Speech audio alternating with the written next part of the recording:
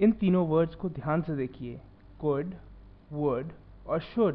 ये तीनों वर्ड्स काफ़ी सिमिलर हैं और इनके जो यूसेज है इनको हम ऑक्सिलरी वर्ब्स के तौर पे यूज़ करते हैं। ऑक्सिलरी मतलब हेल्पिंग वर्ब्स, जो कि मेन वर्ब नहीं होता, मेन वर्ब से पहले लगकर उसकी मदद करता है क्लैरिटी देने में सेंटेंस के बारे में।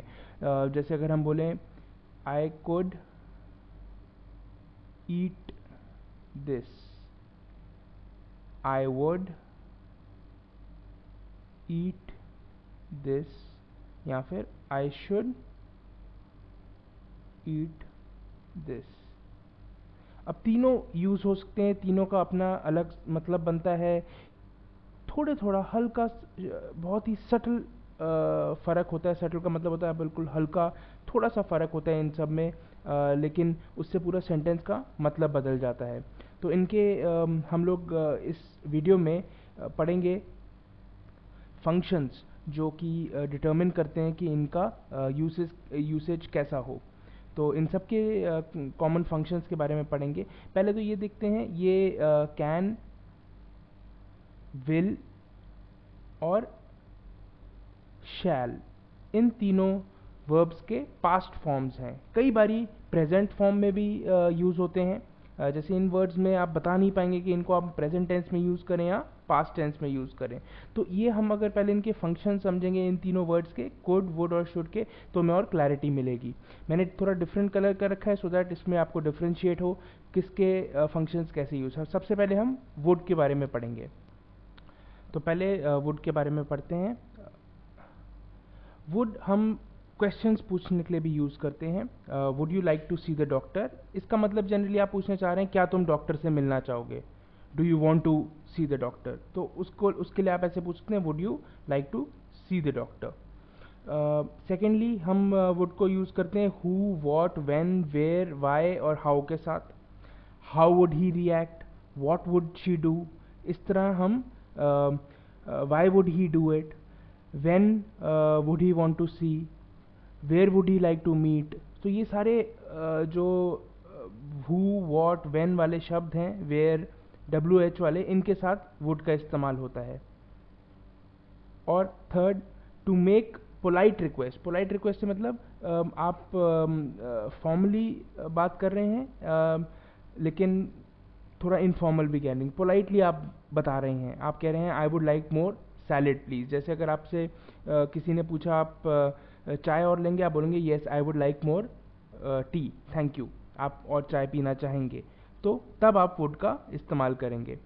To show a different response if the past had been different, ये बताने के लिए भी वुड इस्तेमाल होता है कि अगर आपने बताना है पास्ट में अलग था और अब अलग है। I would have done something if I had known you were in trouble, मैं कुछ करता अगर मुझे मालूम होता कि तुम मुश्किल में थे।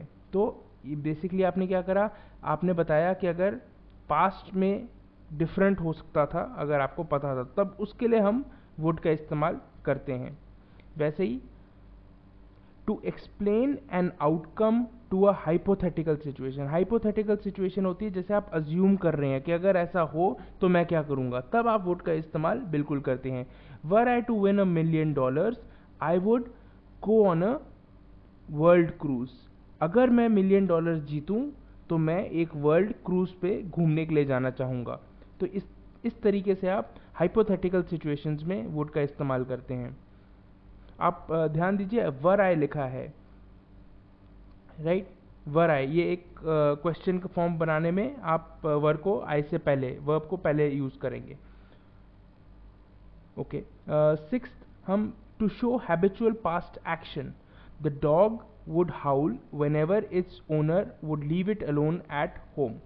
अब हैबिचुअल मतलब कोई जो आदत के तौर पे आदत बन चुकी हो पास्ट में, तो the dog would howl past की आदत है, वो डॉग भौंकता था जब भी उसका ओनर उसे घर पे अकेला छोड़ देता था।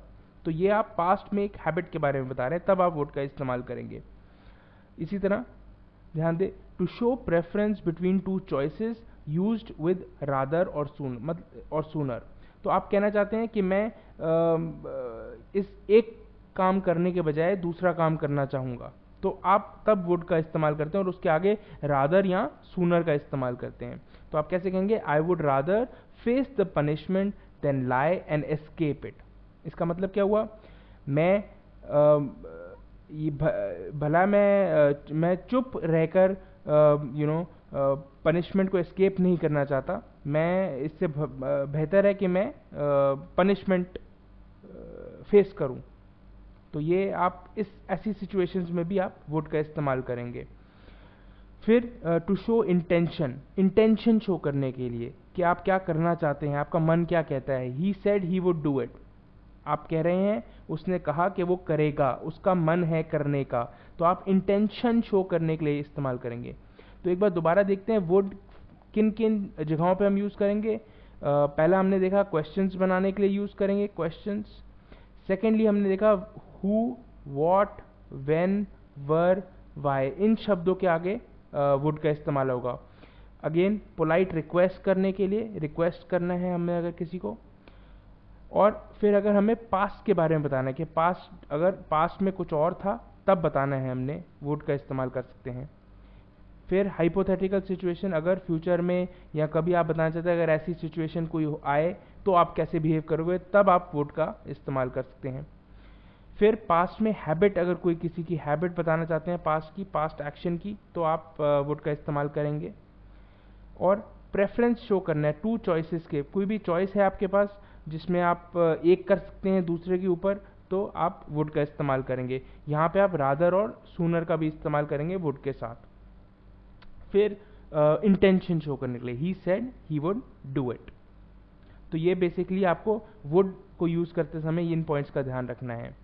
अब देखते हैं हम इधर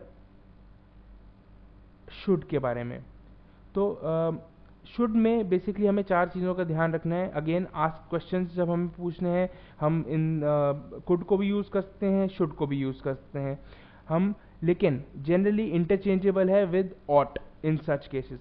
ध्यान रखें, ऑट अब आजकल फॉर्मल लैंग्वेजेस में कम यूज़ होता है और शुड ज़्यादा यूज़ होता है। तो should I submit my assignment now, आप पूछ रहे हैं, सवाल पूछ रहे हैं क्या मैं अपना असाइनमेंट सबमिट करूं।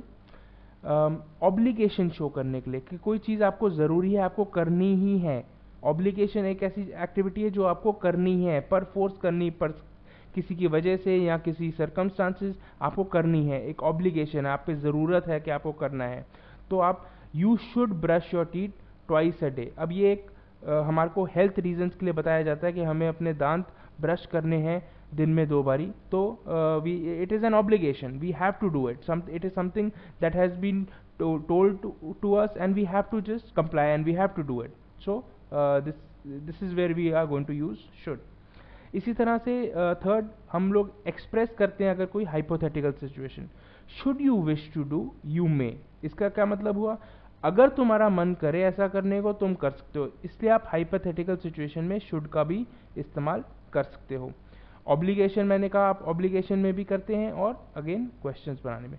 फाइनली देखें तो हम कोई ऐसी चीज़ एक्सप्रेस करने के लिए करते हैं जिसमें जो होने जा रही है, लाइकली है, जिसकी संभवता है होने की। तो कैसे बताएंगे, इसका एग्जाम्पल देखिए।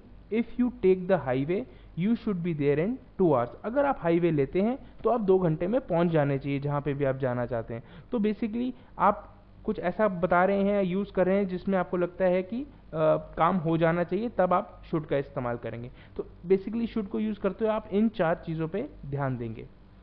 फाइनली आप कुड के एग्जांपल्स देखते हैं।